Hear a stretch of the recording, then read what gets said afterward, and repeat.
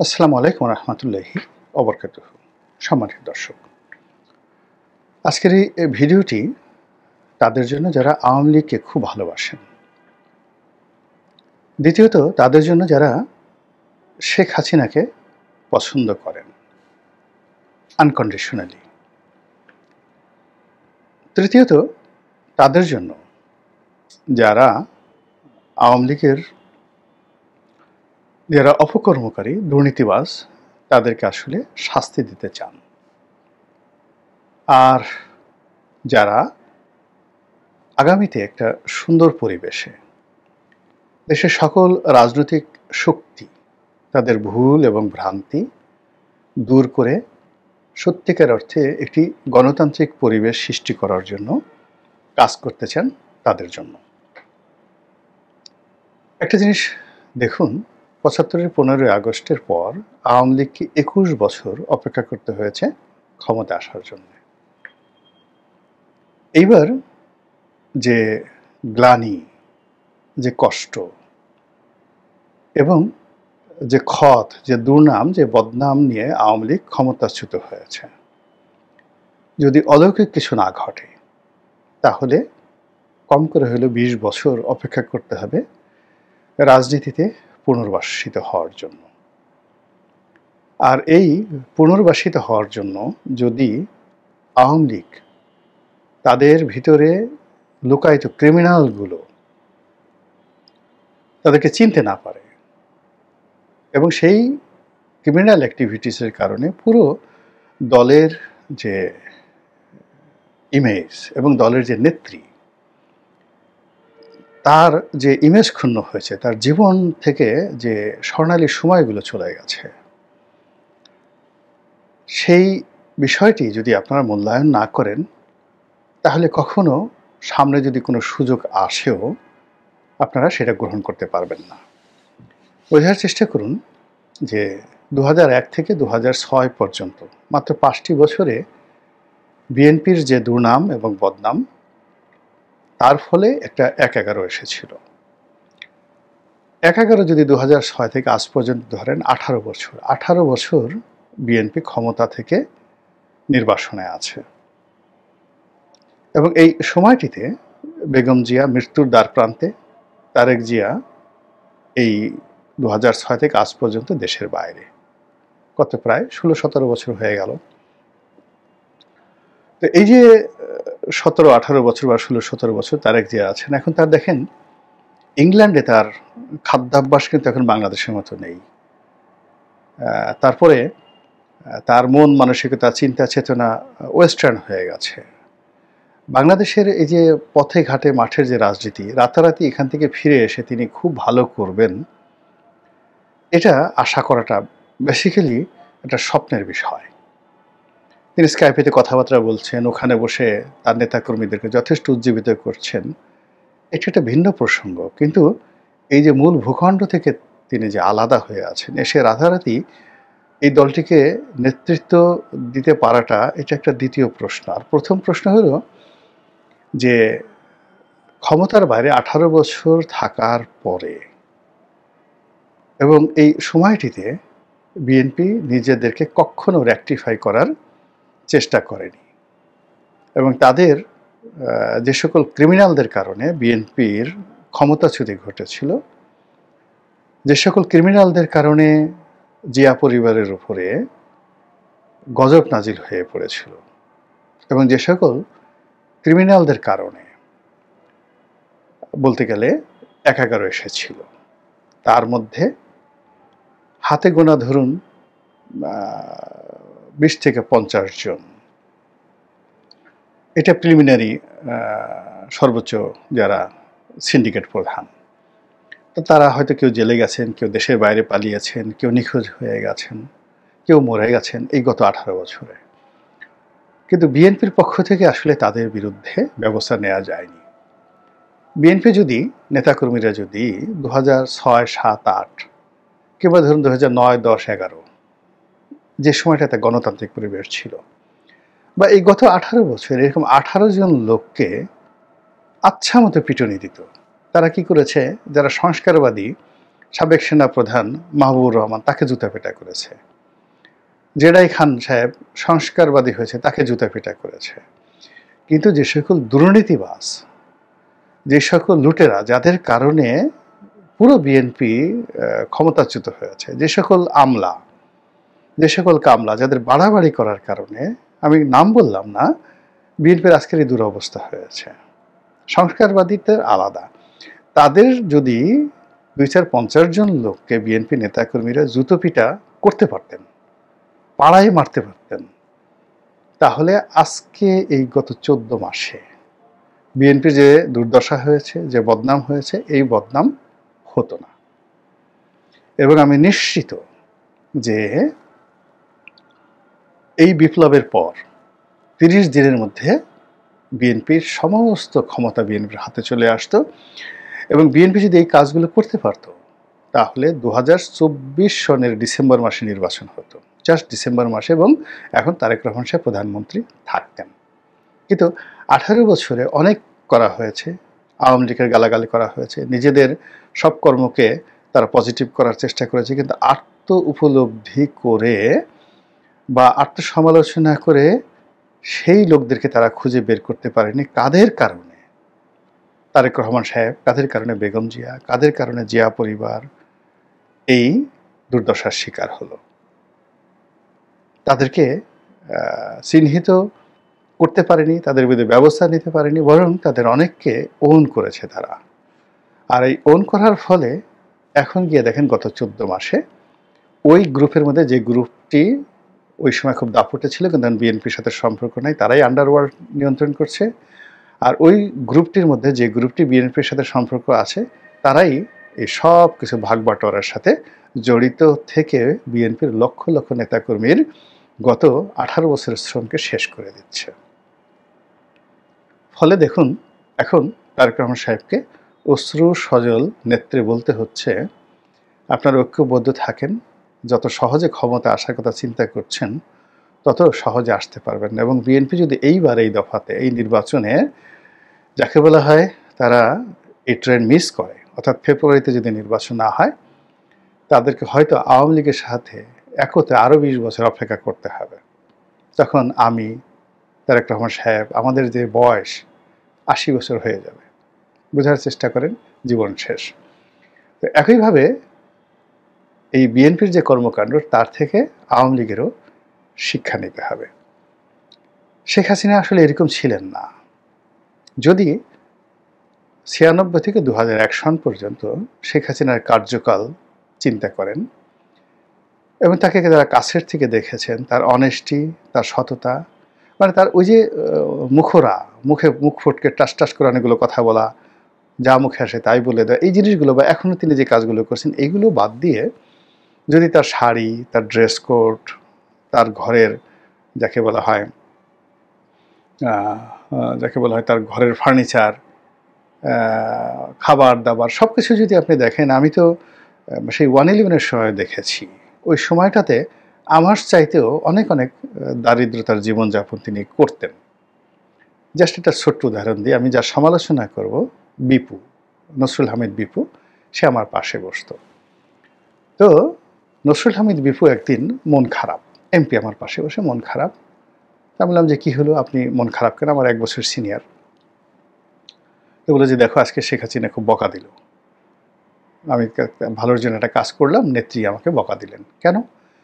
বলে যে সুধা সদনের দোতলাতে নেত্রী যেটা বাথরুম, সেটা মানে রিপেয়ার করার জন্য আমার উপর দায়িত্ব পড়েছিল। এর কারণ হলো, হঠাৎ করে ওখানে ওই সিআইআর অফিস করবে, সিআরআই ওটার অফিস করবে, এই জন্য একটা বাথরুম নষ্ট ছিল। তো ওটা শেখ হাসিনা যেটা যাকে বলা হয় যেভাবে চেয়েছেন, ও তার চেয়ে একটু ভালোভাবে করছে, বেশি পয়সা খরচ করছে। তো ছবি আমাকে দেখালো, তো দেখলাম যে বিপু যেটা করেছে সেটাও আমার যে বাথরুম ধানমন্ডিতে, তার অর্ধেকও না, মানে তার সাথে অনেক অনেক নিম্নমানের। কিন্তু ওটাই শেখ হাসিনা বকা দিয়েছেন যে বড় লোকের ছেলে, ইচ্ছা মতো টাকা পয়সা খরচ করো, এইভাবে মানে টাকা খরচ করা ঠিক না। আমি এই কথা বলছি 2010 সনের। তো 2010 সনে সুধা সদনের দোতলার শেখ হাসিনার পার্সোনাল বাথরুমে বেশি টাকা কত?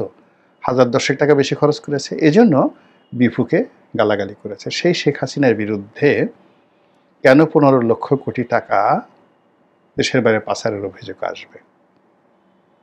সোজা বাংলা কথা।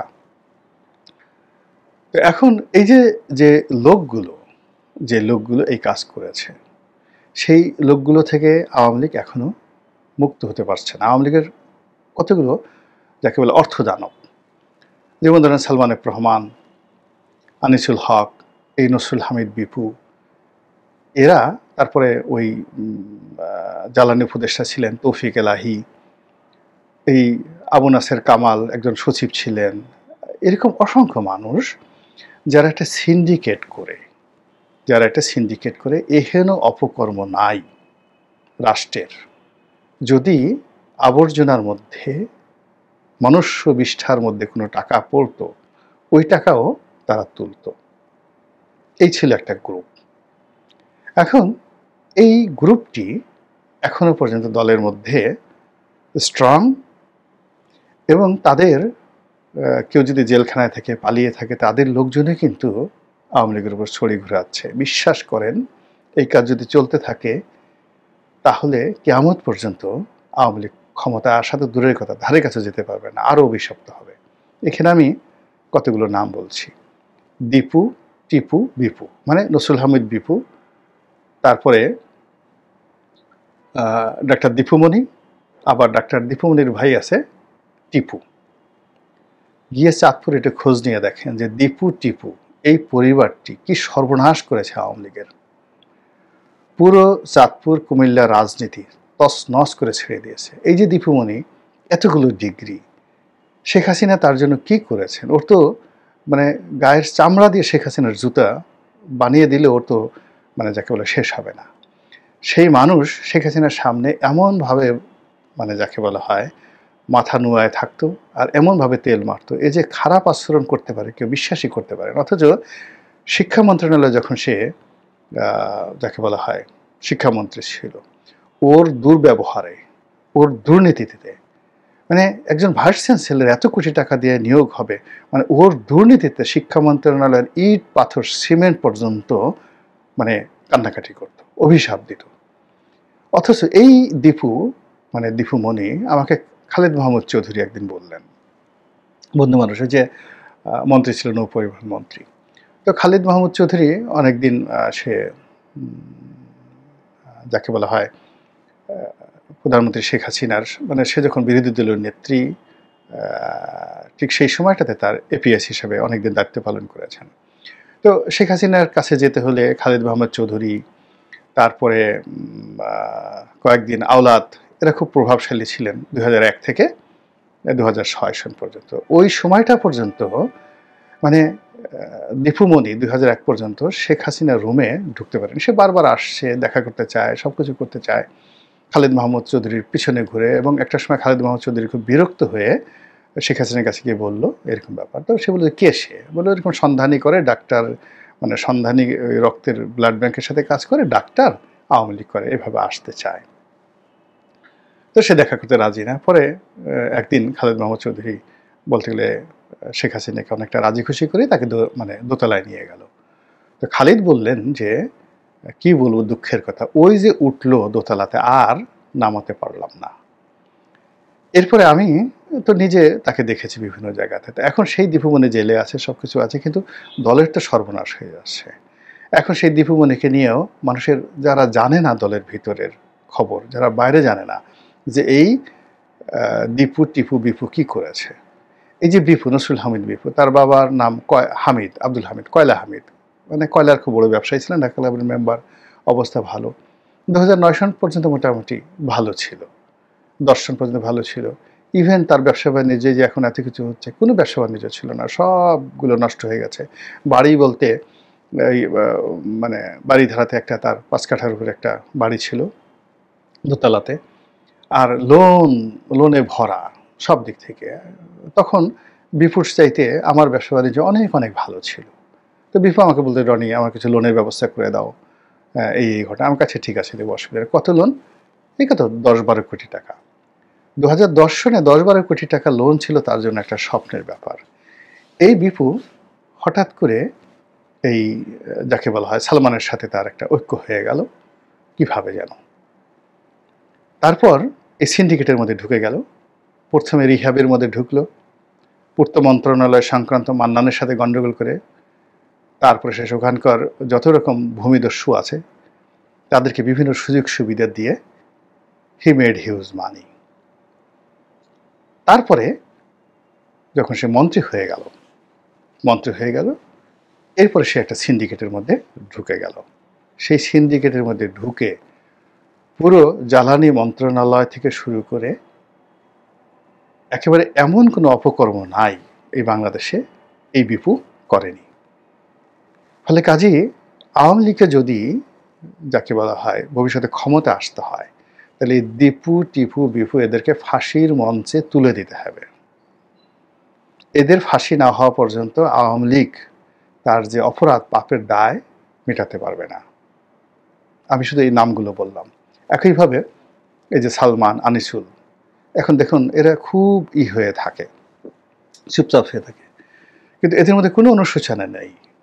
এদেরকে বিভিন্ন রিমান্ডে আনে যে সকল পুলিশের কর্মকর্তা, অনেকের সাথে আমার কথাবার্তা হয়, তারা ওইখানে বসে এখনো যে সকল দুষ্টামি করে, যে সকল কর্মকাণ্ড করে, আপনি গিয়ে দেখেন এদের কোনো রকম লজ্জা নাই। এই যে হাসানুল হক বলেন, এখনো সেই দাপটে কথা বলে, তারপর শেষে পুলিশদের সাথে ঝগড়াঝাটি করে। এখন সেই পুলিশের সাথে প্রিজন ভ্যানের মধ্যে সে ঝগড়াঝাটি করছে, একটা পুলিশ যদি তার গালের পেটে চল বসায় দিত সে কী করতো? কিছু করতে পারতো না। কিন্তু আওয়ামী লীগের নেতাকর্মীদের তাদের তো মন ভেঙে যেত। তো এই মানুষগুলো যারা এই অপকর্মগুলো করেছে তাদের আসলে শাস্তি হওয়াটা খুব জরুরি, এবং আওয়ামী লীগকে এই শাস্তির ব্যবস্থা করতে হবে, যেভাবে শাস্তির ব্যবস্থা করতে হবে, এই আবর্জনা দূর করতে হবে। একইভাবে যে সমস্ত মানুষ ধরুন আওয়ামী লীগের ছোট ছোট পদে থেকে, বিশেষ করে এই যে ব্যাংকিং সেক্টরটাকে যারা ডুবেছে, ছাত্রলীগের বিভিন্ন ছেলে ধরে নিয়ে আসে, কোথা থেকে ধরে নিয়ে অগ্রণী ব্যাংকের ডিরেক্টর বানাইলো, আমি নাম বলবো না, সোনালী ব্যাংকের ডিরেক্টর বানাইলো। এরা 3টা 4টা সে অগ্রণী ব্যাংকের, সোনালী ব্যাংকের গাড়ি গুড়ি ব্যবহার করে শত শত কোটি টাকা লোপাট করে যা করছে, আমাকে একদিন সেই কোর্টে হাজিরা দিচ্ছিলাম 2022-23 সালে। তো অগ্রণী ব্যাংকের একজন ডিরেক্টরের নাম ছাত্রলীগের একসময় নেতা ছিল। তো একজন লোক বলল, শিল্পপতি বলল যে আমি যদি ওরে পাই জীবনে, ওকে পাড়ায় মেরে ফেলবো, আমার এই সর্বনাশ করেছে, আমার কাছে টাকা নিছে লোন দেওয়ার কথা বলে, লোনও দেয় নাই, টাকাও মেরে দিয়েছে, উল্টে ফেলে আমার প্রজেক্টটাকে এইভাবে খেয়ে দিছে। এরকম হাজার হাজার ঘটনা এই যে সরকারি ব্যাংক, বিমা, যেখানে যেখানে এই ছাত্রলীগের লোকদেরকে নিয়োগ দেওয়া হয়েছে সবগুলো শেষ করে দিয়েছে। এখন সবগুলো পালায় আছে। দেশের বাইরে গিয়ে দেখা যাচ্ছে যে সাবেক মন্ত্রী বিভিন্ন জায়গাতে এই অল্প কিছুদিনের মধ্যে, জাস্ট অল্প কিছুদিন মন্ত্রী ছিল, এর মধ্যে সব কিছু সর্বনাশ করে ফেলছে। কোথা থেকে স্বাস্থ্যমন্ত্রী জাহিদ মালিককে নিয়ে আসছে।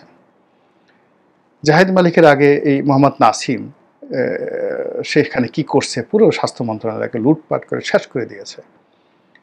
তো নাসিম যাওয়ার পরে নাসিম সাহেব যা কিছু করেছেন তার চেয়ে 100 গুণে জাহিদ মালিক, মানে এটার কোনো যাকে বলে কোনো কোয়ালিটি ছিল না। এই জাহিদ মালিকের সাথে স্বাস্থ্য মন্ত্রণালয়ের যে একটা সিন্ডিকেট ছিল, সেই কি যেন আমিন উদ্দিন আমিন না আমিনুল ইসলাম আমিন, যারা মোল্লা আমিন হিসেবে সেই করতো, মাঝে মধ্যে সে ওই বঙ্গবন্ধু হলে ভিপি হয়ে নির্বাচিত হয়েছিল লাবলু, তো লাবলুর সাথে চলতো।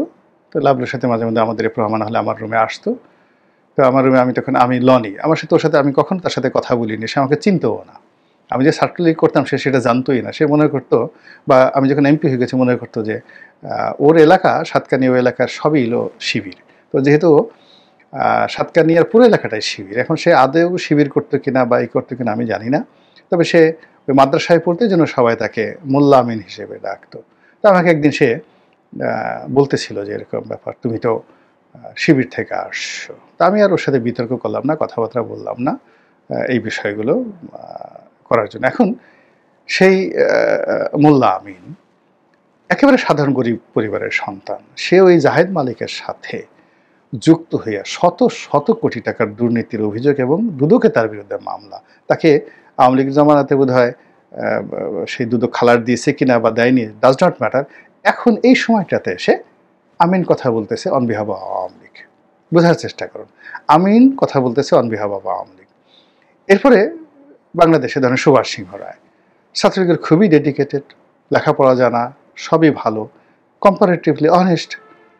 তার বিরুদ্ধে সোনালী ব্যাংকে সে ডিরেক্টর ছিল, বিভিন্ন কথাবার্তা বলা হয়, কিন্তু আচরণ ছিল বিরক্তিকর।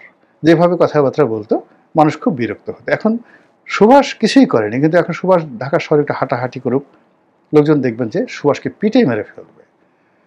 একইভাবে ধরেন মোহাম্মদ আরাফাত, মোহাম্মদ আরাফাত একই অবস্থা, গালগুলো মোতা, জয়ের বন্ধু, এতটুকু তার জয়ের বন্ধু হওয়ার কারণে তোয়াজ তদবির করে তাকে ওই পর্যায়ে নিয়ে গেছে। কিন্তু তার বক্তব্য বা এই যে সুভাষ সিংহ, আমিন বা এদের ব্যক্তিগত যাই হোক না কেন, এদের বক্তব্য আওয়ামী লীগের ভিতরে এবং বাইরে ভীষণ রকম অজনপ্রিয়। এখন এই যে আওয়ামী লীগের মধ্যে যে দায়গুলো রয়েছে, বিশ্বাস করেন এখনো পর্যন্ত কিন্তু আওয়ামী লীগের লোকরা ঢাকা শহরে একেবারে দাঁতে দাঁত চেপে আছে। কত যে কষ্ট, কত যে বেদনা, এই জিনিসগুলো রাস্তায় নামলেই বোঝা যায়। যখন রাস্তায় নামি, যেহেতু আমাকে চিনে, একটা সালাম দেয়, ভাই পালাই আছি, খুব বিপদে আছি, এই অবস্থাতে আছি। আর ওই জায়গাতে যারা বিদেশে হাজার হাজার কোটি, শত শত কোটি টাকা চুরি করে বিদেশে যারা পালিয়ে আছে এবং ওখানে বসে বিভিন্ন রকম বড় বড় কথা বলছেন, এগুলো যখন সাধারণ নেতাকর্মীরা শুনে তারা আরও বেশি আহত হয়ে যায়, আরও বেশি কষ্ট পায়। তো আওয়ামী লীগের যারা দেশের বাইরে থেকে তো এখন নিয়ন্ত্রিত হচ্ছে, যারা এই নিয়ন্ত্রণ করছেন, তাদের আসলে এই রিয়েলিটিটা বোঝা উচিত। এর কারণ হলো যে বাংলাদেশ থেকে তো এই কথাগুলো বলার মতো আওয়ামী লীগের কোনো নেতা নেই যে কথাগুলো বলবে। কেননা যারা আওয়ামী লীগ করতে চায় তারা তো সবাই চিন্তা করে যে এদের হাতে ক্ষমতা, এরাই তো শেখ হাসিনার আশেপাশে আছে, আবার কথা বলে কি সে কিনা হয়। তো যার জন্য এরা বলবে না। ২ নম্বর হলো যে যারা বলবে তাদের কথা তো কেউ শুনবে না, তাদের কথা কেউ শুনবে না। আর আমার মতো যারা বাইরের লোক আছেন, এখন আওয়ামী লীগে নেই, তারা বলবেন না, এই কারণে বলবেন না যে আওয়ামী লীগ বাস যাক, আরও আওয়ামী লীগের পতন হোক, পছন্দ হোক। এখন আপনি চিন্তা করেন জাহাঙ্গীর কবির নানক, বাহাউদ্দিন নাসিম, ওই এস এম কামাল হোসেন এখনও খুলনা থেকে ওই লাস্টের বাসে, মানে যাকে বলে, আমি তো কল্পনাই করতে পারি না, আমরা একসাথে নামাজ পড়তাম, সে বাকশাল থেকে আসছে, যাই হোক ভালো হিসেবে জানতাম যে একেবারে প্রথম সারিতে গিয়ে তাকওয়া মসজিদে নামাজ পড়ে। তো রাজনীতি করতে হলে টুকটাক চাঁদাবাজি করে, মানুষের টাকা টুকে নেয়, বাট আমি কোনো বদনাম শুনিনি। কিন্তু এমপি হওয়ার পর তার যে চরিত্র পাল্টে গেছে, সাংগঠনিক সম্পাদক হিসেবে তার মধ্যে যে বিনয় ছিল এবং মুহূর্তের মধ্যে সে যেভাবে অল্প কয়েকদিনের মধ্যে 24-এর এমপি হওয়ার পর হঠাৎ করে যেভাবে যে দানব হয়ে গেছে, এস এম কামাল সাহেব যে এমন হতে পারে এটা আমি স্বপ্নে কল্পনা করতে পারিনি। আর এখন পালায় আছে, এবং এখন আমাকে একজন বলল যে পালিয়ে গিয়ে ওখানে সে এখনও সেই খুলনার যে অঞ্চল নেতাকর্মীদের কাছ থেকে এর মধ্যে সে টাকা নেয়, চাঁদাবাজি করে, এবং সে যদি বিভিন্ন ইউটিউব চ্যানেলে এসে আওয়ামী লীগের পক্ষে কথা বলে, বাইরের লোক তো তাকে চেনে না, কিন্তু খুলনায় যারা লোকজন আছে তারা তো কি পরিমাণ বিরক্ত হয়। আপনি চিন্তা করেন শেখ হেলাল, শেখ তন্ময়, এরা ওই যাকে বলে আমেরিকাতে থাকে, যেখানে থাকে 2 বাপ বেটার 2টা রোলস রয়েস আছে, ওখান থেকে কলকাতাতে আসে, আমেরিকাতে যায়, লজ্জা শরম কিচ্ছু নাই। এখন এই শেখ হেলাল বলেন তো, শেখ হেলাল, শেখ তন্ময়, এদের কি অবদান আছে আওয়ামী লীগের জন্য? এরা শেখ হওয়ার কারণে, শেখ হাসিনার চাচাতো ভাই হওয়ার কারণে তাকে আমার মাথায় করে রাখতে হবে? আর এই দায়, এই লায়াবিলিটিস নিয়ে সেখানে জুয়েলকে, মানে ওই পরিবারে 3 জন এমপি বানাইতে হবে, ওই পরিবার থেকেই খুলনা অঞ্চল, বাগেরহাট অঞ্চল তাদেরকে ছেড়ে দিতে হবে। আর এখন লাত্তিগুতা খাচ্ছে সব আওয়ামী লীগের লোকজন, আর তারা রোলস রয়েস কিনে, টাকা পয়সা কিনে, সব কিছু কিনে আমেরিকাতে ফুটানি মারাচ্ছে। এই কথাগুলো বলতে হবে না কাউকে, বলেন তো? আর এই কথাগুলো যদি না বলি, তাহলে এই দেশে যে আমরা রাজনৈতিক স্থিতিশীলতা চাচ্ছি, এটা তো হবে না। এই কথাগুলো বলতে হবে এবং অন্তঃস্থল থেকে বলতে হবে। এজন্যই বলা, নো ম্যালিস, নো প্রিজুডিস। এবং আমি যাদের কথা বললাম, অবাক করার ব্যাপার হলো এদের সবার সঙ্গে আমার খুব ভালো সম্পর্ক, আগেও ছিল, এখনও আছে। বিশেষ করে শেখ হেলালের সাথে, মানে আমাদের সাথে খুব বন্ধুত্বপূর্ণ সম্পর্ক। পার্থর সাথে আমার সম্পর্কের কারণে এটা হলো 2য় গ্রেড। আর আগে 2001 থেকে তার সাথে আমার এমন বন্ধুত্ব, তখন আমি স্মোক করতাম, উনিও স্মোক করতেন, তো ওবায়দুল কাদের, আমি, শেখ হেলাল আমরা এক গাড়িতে। তো উনি আমার মুখে সিগারেট বলতে যেন, সিগারেট দেওয়ার পরে ওনার সেই প্যাকেট থেকে সিগারেট আগায় দিতেন, আমি নিতাম, আর লাইটার দিয়ে উনি ধরায় দিতেন। তো বুঝেন শেখ হেলালের সাথে আমার বন্ধুত্বপূর্ণ সম্পর্কটা কোন পর্যায়ে ছিল। কিন্তু বাস্তবতা হলো এই যে তন্ময় এমপি হয়েছে, তো শেখ হেলাল, আমি, ওবায়দুল কাদের আমরা টুঙ্গিপাড়াতে এক গাড়িতে যাচ্ছি, শেখ হেলালের গাড়িতে তার বাসা থেকে, আর আমার গাড়িতে তন্ময় গেল। তো আমার গাড়িতে ওই আব্দুল সুবহান গোলাপ থেকে শুরু করে আরও কয়েকজন নেতা ছিল, আর তৃতীয় সারিতে মানে গ্রেডে পুরা বিছানা করে তন্ময় সেখানে সেই ঢাকা থেকে তার বাসা থেকে উঠে একটা ঘুম দিয়েছে, আর টুঙ্গিপাড়াতে গিয়ে ঘুম থেকে উঠছে, এত ছোট ছিল। তো এই অবস্থায় এদের সাথে সম্পর্ক কোনো দিন মানে যাকে বলা হয় তাদের বিরুদ্ধে বলার মতো কিছু ঘটনা ঘটেনি। কিন্তু আজ বললাম এই কারণে যে হোয়াট দে হ্যাভ ডান, তারা সে 2009 থেকে এই পর্যন্ত করছে, যদি কথা না বলি তাহলে আমার এই জবানের প্রতি গজব নাজিল হবে। এটা আল্লাহকে খুশি করার জন্য, দেশের মানুষের হক আদায় করার জন্য। এই তাদের দুর্বৃত্তপনা, তাদের যে চুরিচামারি, এগুলো নিয়ে যদি কথা না বলি, যার কারণে আওয়ামী লীগের কোটি কোটি মানুষ যাকে বলে ক্ষতিগ্রস্ত হচ্ছে, বলেন তো এগুলো আপনাদের বলা উচিত নয়? আল্লাহ আমাদের সবাইকে হেদায়েত দান করুন। আসসালামু আলাইকুম ওয়া রাহমাতুল্লাহি ওয়া বারাকাতুহু।